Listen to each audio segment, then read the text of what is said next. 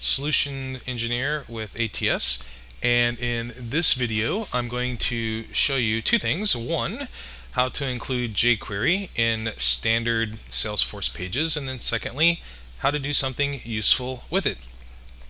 Lately I've had a number of prospects and customers ask me if it's possible to include jQuery with standard Salesforce pages. You would think the right answer would be to create a custom Visualforce page that uses a standard controller, use that page to load jQuery, and then include that page as a component inside of a standard page. And although you can do that, it doesn't work properly. And the reason being is because Visualforce pages are served from a different domain than the standard Salesforce pages. So we can't interact with elements of the standard page from within the jQuery included in a custom Visualforce page. However, fear not, all hope is not lost. There is a way to actually pull this off. And the way that we're going to do it is to use a homepage component.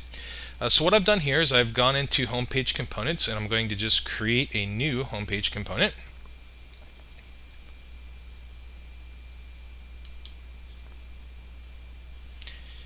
And it's important to make this an HTML area, and there's, we'll call this jQuery inclusion, making sure that we use HTML area.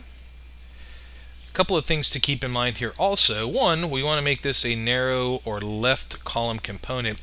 And secondly, we can't put our JavaScript directly in the editor here because it would try to interpret it as actual HTML. Since this is a rich text editor by default, we want to click Show HTML and put our JavaScript directly in here. What I've done for expediency and simplicity's sake is I've already created a complete JavaScript file that's going to do everything that I walk through in this example. So when you do this yourself, you can simply bypass building this incrementally like I'm going to do for demonstration purposes, just to explain things, and immediately just include this file right from the demo component, which is where I've uploaded it. Okay. So we're doing a couple of interesting things here, and let me fill in some details and I'll explain what it is. The first thing that we're going to do is we're going to serve up jQuery right from the Google CDN. The second thing that we're doing is we're going to include this inside of a div. We don't absolutely have to do this to make it function properly, but if we don't, it's going to look kind of odd, and I'll explain why that is as we go along.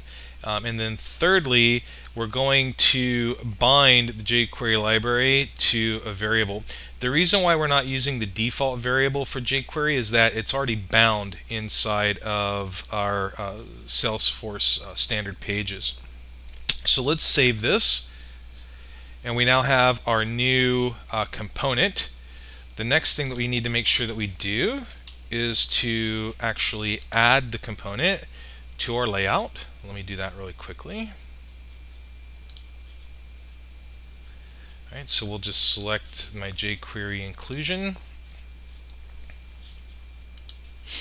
finish out the configuration, and now when we go to our home page, we will see a couple of things. One, we now have a blank home page component, and we should be able to verify that our jQuery library has been loaded and has been bound to the variable that we define.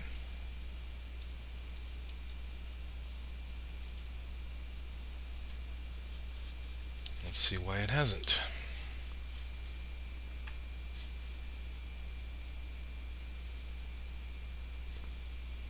Alright, and it looks like I just have a small typo there, so let me go back and modify that.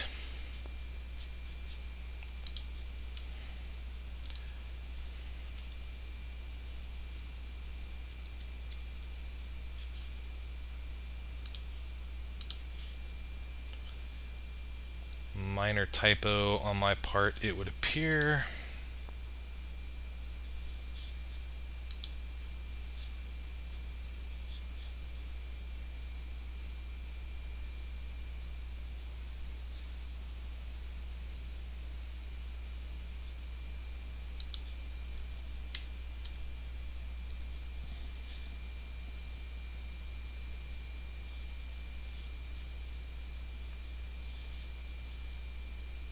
Alright, so that looks good. Let me save that.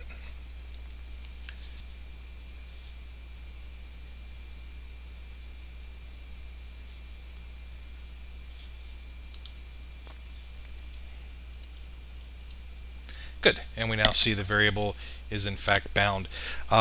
So we could also verify that this is working properly by doing something interesting. Let's just do something really quickly here, not overly great. Let's just, I don't know, let's put a blue block or blue border around all of our hyperlinks in the page. Kind of silly, but let's just do that.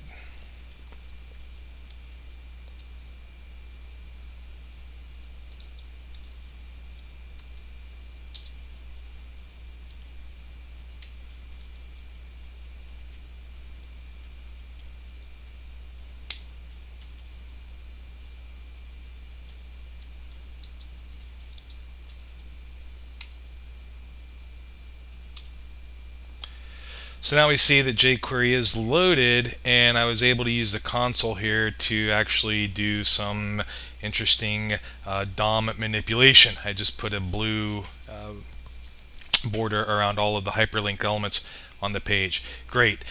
So that verifies that we have included now jQuery and loaded it within our standard pages. So part one is done. I've shown you how to include jQuery. The second part now is going to be how do we do something useful with jQuery. And remember, what I want to do is for both accounts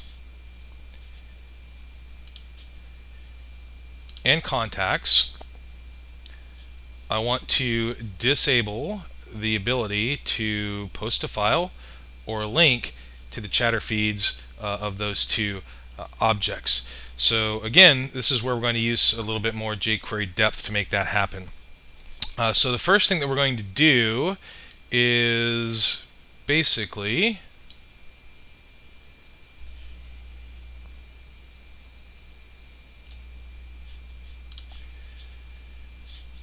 write a little script to look for the DOM elements that are referenced by those two links, and then we're going to hide them.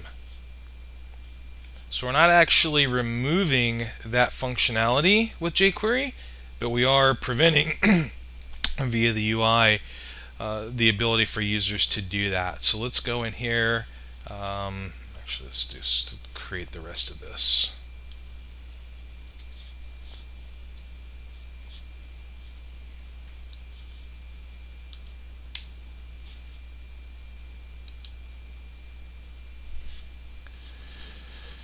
We've updated the homepage component. Let's go take a look at this again. Right. So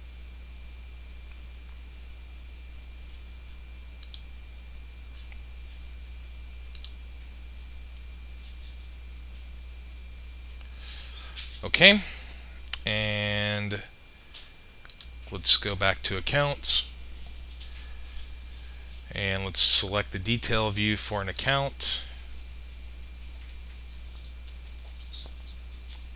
And there you have it. The upload a file and the link are no longer there. So let's take a look at what I've done. A couple of things. One, I've created a variable which basically goes out and it grabs the URL that we're looking at. So I'm taking advantage of the RESTful URL representations that we use with standard pages. And I know that every account detail is going to start with 001. Every contact will start with 003, and I'm basically searching for that here in the body of my function. So the variable here basically just goes out, grabs the URL, grabs everything from .com to the end, and it looks at specifically the first three characters of that URL. And here you see I do the comparison. If it's 001 or 003, I know that I'm looking at the detail view of the two objects that I want to restrict. So here I'm just using jQuery to grab the HTML element, and I'm simply hiding it. That's what we do for the content post. This is the one that we do for posting the link. Pretty straightforward. One thing though that you'll notice if you've been paying attention from the beginning is we have this little jQuery inclusion section on the homepage component that really serves no purpose, right? Visually it doesn't contribute anything to the user experience, so we want to get rid of it. And the way that we're going to get rid of it is by basically using that div. This is why earlier in the day, or earlier in the example, excuse me, I started off by embedding this inside of a div. I'm going to use that as a child, go up and grab the parent that includes it, find the closest instance of that, and basically turn it off or hide it. So let's do that again, and this will be the last piece that we do.